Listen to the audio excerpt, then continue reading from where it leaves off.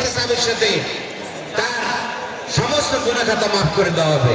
শুধু কি রোজা, রমজান মাসে কিয়াম অর্থাৎ তারাবির তাহাজ্জুদ যদি আদায় করা হয় তাহলেও তার গুনাহ খাতা মাফ করে দেওয়া হয়।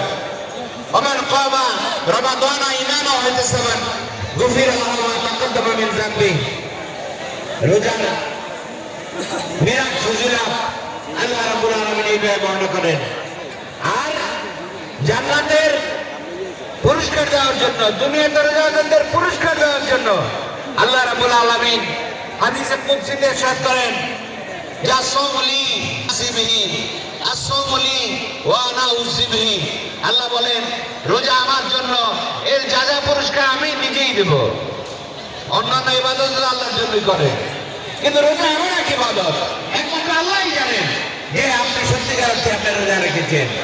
সবাই মিলে ইফতার সেহরি